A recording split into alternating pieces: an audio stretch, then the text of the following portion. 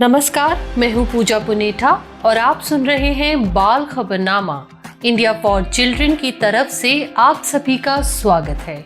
आज 23 जनवरी और दिन सोमवार है।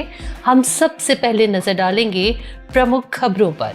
दिल्ली हाई कोर्ट ने पॉक्सो एक्ट के तहत दर्ज मामलों की सुनवाई के दौरान पीड़ित का कोर्ट में हाजिर होना जरूरी नहीं बताया। कोर्ट ने इस बारे में जरूरी दिशा निर्देश जारी किए हैं। जस्टिस जसमीत सिंह ने कहा है कि यौन उत्पीड़न मामले में बहस के दौरान कोर्ट में नाबालिग पीड़िता की उपस्थिति से उसके मन पर प्रतिकूल प्रभाव पड़ता है। दिल्ली हाई कोर्ट ने कहा है कि फीस ना भरने के कारण छात्रों को बोर्ड एग्जाम्स देने से रोकना अधिकारों का उल्लंघन है। कोर्ट ने कहा है कि ऐसा करना संविधान के अनुच्छेद 21 के तहत गारंटीकृत बच्चे के अधिकारों का उल्लंघन होगा। कोरोना काल में फीस मामले में हाई कोर्ट ने एक बड़ा फैसला दिया है। हाई कोर्ट ने प्रदेश के सभी निजी स्कूलों को जमा करवाई गई फीस का 15% वापस अभिभावकों को देने का आदेश जारी किया है। बाल अधिकार संरक्षण आयोग ने सभी राज्यों के मुख्य सचिवों को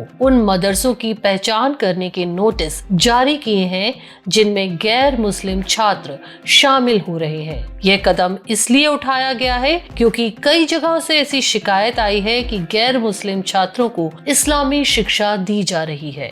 अब कुछ राष्ट्रीय खबरें। भाजपा सांसद विवेक ठाकुर की अध्यक्षता वाली शिक्षा, महिला, बच्चे, युवा, खेल संबंधी स्थायी समिति ने बाल विवाह निषेध विधेयक की जांच के लिए अपने कार्यालय के 3 महीने का और विस्तार मांगा है। इस समिति का अंतिम विस्तार 24 जनवरी को समाप्त हो रहा है। क्रिकेटर विराट कोहली और MS धोनी की बेटियों के लिए आपत्तिजनक ट्वीट्स करने के मामले में दिल्ली पुलिस ने FIR दर्ज कर मामले की जांच शुरू कर दी है। केरल की एक अदालत ने 15 साल की सौतेली बेटी के साथ दुष्कर्म करने और उसे गर्भवती करने के जुर्म में एक व्यक्ति को 40 साल की कैद की सजा सुनाई है। राजस्थान के कोटा जिले में पढ़ाई के दबाव में आकर एक छात्र ने खुद को आग लगाकर खुदकुशी करने की कोशिश की। हालांकि छात्र को बचा लिया गया। छात्र बिहार के चंपारण जिले का रहने वाला है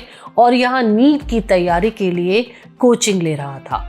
छत्तीसगढ़ के मुंगेली जिले में 5 साल की बच्ची से दुष्कर्म करने वाले स्कूल बस कंडक्टर को पुलिस ने गिरफ्तार किया है।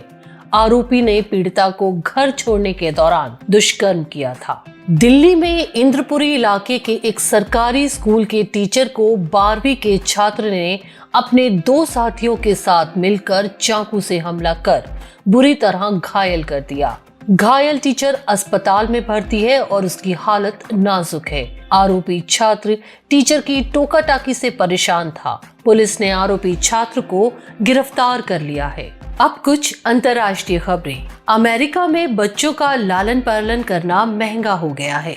बुकिंग्स इंस्टीट्यूशन के एक आकलन के अनुसार एक बच्चे की परवरिश की लागत $8 लाख यानी 6 करोड़ 40 लाख रुपए हो गई है। यदि इसमें कॉलेज की पढ़ाई के दौरान लगने वाला पैसा काट दिया जाए तो एक बच्चे को पालने की लागत $3,10,000 यानी 2 करोड़ 48 हजार रुपए है। यूनिसेफ के प्रतिनिधि अब्दुल्ला फादिल ने कहा है कि पाकिस्तान में भीषण बाढ़ और मूसलाधार बारिश थमने के कई महीने बाद भी लगभग 40 लाख बच्चे दूषित जल जमाव से जूझ रहे हैं।